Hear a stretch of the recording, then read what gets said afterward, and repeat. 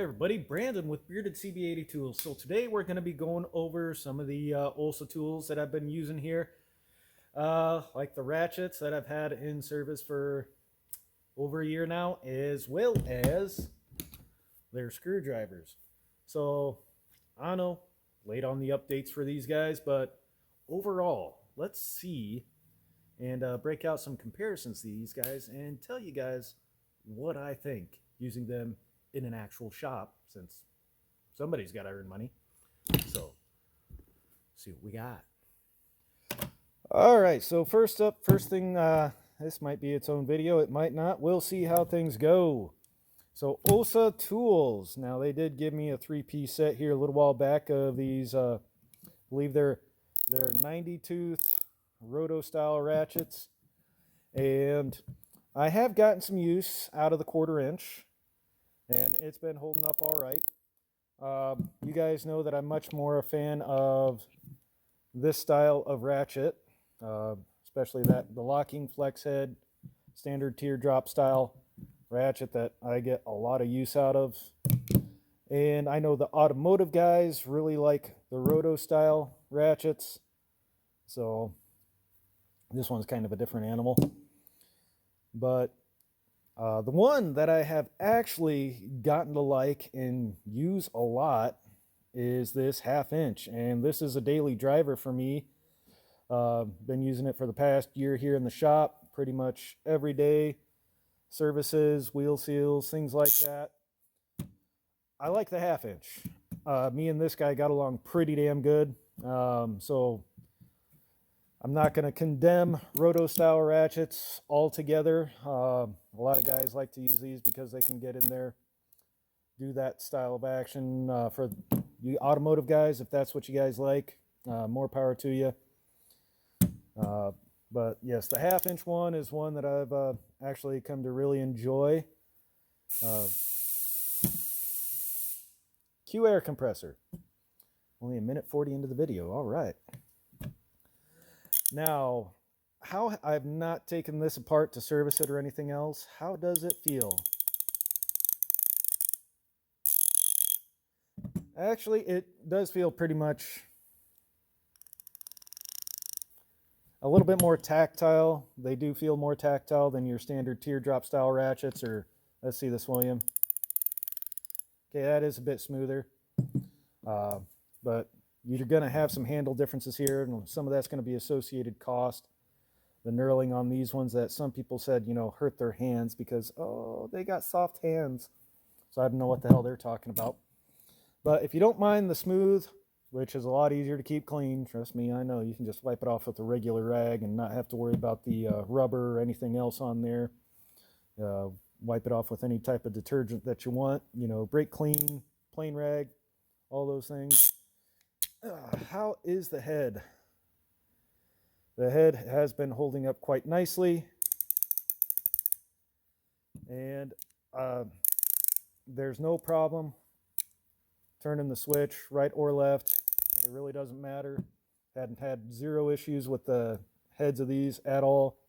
If you need to, you can use a Torx bit to snug it up just a touch. I know. But 1/2 inch, I really like this guy. You've got what I would consider normal wear and tear on any ratchet head as far as chrome wear from Q air compressor again. For all you guys, worn a bit amount of the paint off of this guy. Let's see, like I said, 1/4 inch I've gotten less use out of, and then the 3/8 is, I believe that's in my truck somewhere. So that stuff, it's a wear point, it's going to come off. It is what it is, but it has just a cosmetic thing because it's painted, but hey, it starts to match up after a little while. That's all I got to say. Their laser engraving has not come off. That's held up. This one, I think that's finally just worn down from where it did have a little bit of a sharp edge in between there, which is not uncommon on a lot of these styles of ratchets, regardless of where they come from. Taiwan. This little bitty snap-on one that doesn't see a whole lot of use still has a pretty good edge right about in there. One of those things for fit and finish. As you can see, like I said, this one doesn't get used a whole lot. That was kind of one of those stupid impulse buys. You will have your variants in head movements, which this one can go full, like 270 degrees one side to the other pretty stiffly. Same on their 1/4 inch, and then the 3/8 just the same, because some guys will get in there on the automotive stuff and get a little bit tighter than me. A lot of the stuff I use, I need that extra inch to get into things. Well, who couldn't use an extra inch? Let's be honest. And then you have your fixed roto head style again. And yeah, so you guys know how long I use this thing. All that wear and tear is pretty much similar. And let's see here, compare that. That's that little bitty snap-on. And then a Tecton, just for comparison. I think this is like the 90 tooth or whatever. I got that from Brad's workbench. Shout out to Brad. And then just for y'all that want to know, you can buy a lot of these guys for this. Although it does rub off pretty bad. And I haven't used this a whole lot. But actually I've used it less than some of these other ones. So if that says anything about how their chrome wears on these things, a little bit faster than what I would consider, unlike this gets the living crap used out of it. Good competitive option for those of you who are looking for something different, but or as far as cost effective within that price range. I forget the cost of the 3-piece set from Olsa Tools on this, but overall good ratchet, and I like this one. So, and you guys know how much I love this style of ratchet, so that says a lot. Hats off to them. This is still going to get used as well. And then we're going to move on. All right, so next up, I'll hold off on the screwdrivers to do my own video on those. We've got the Olsa Tools and a couple other oddballs in here. Ratcheting wrenches. Now these are the 6-point, which is one thing that I do really like about these. It goes from, I forget how many pieces it is. I'll link up here the original video. But it does go from 1/4 inch up to 3/4 inch. So I've got a few of them here. The 11/16, 15/32, one that doesn't get used a whole lot, but there's some metric options that might combine with. 9/16, 3/4, and the 1/4. Now, what these remind me of as far as their action goes would be just like the old, made in Taiwan, that you can't find anymore, gear wrench. That had a really good action, and back in the day, these were bang for their buck, the old gear wrenches. Then Capri Tools. This one's obviously a little bit different of an animal. Reversible, off the switch, also 6-point with an offset. They're kind of two different animals, but I think what you're paying for in your price point, you're getting a good bang for your buck on those. So, let's see, 7/16. Hold on, let me grab that. All right, 7/16 ratchet. This one does get used, as you can obviously tell.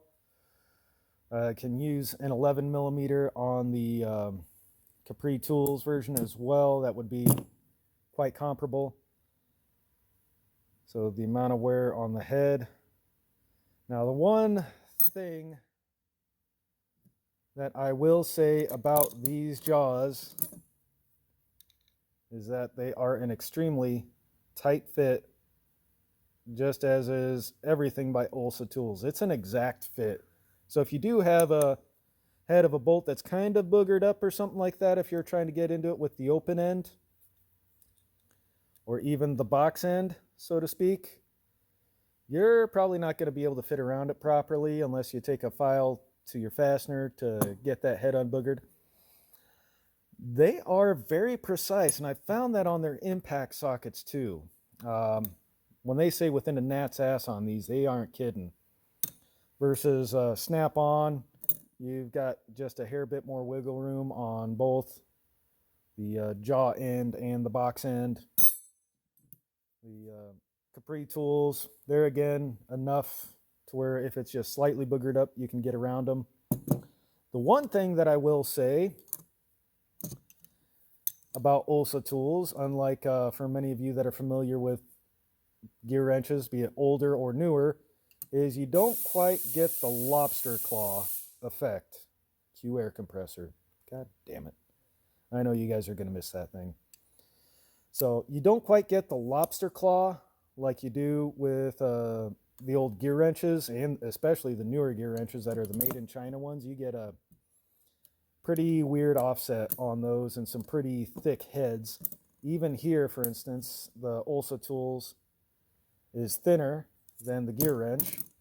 Size-wise, base comparison, even though this one's the flex, they're pretty darn close to being almost the exact same length. Not too much of a difference there, 9/16 to 9/16. So 12 point. This one is the old flex head. I keep these at home. I do not use these in the shop anymore because Gear Wrench can't warranty them out because they don't make these anymore.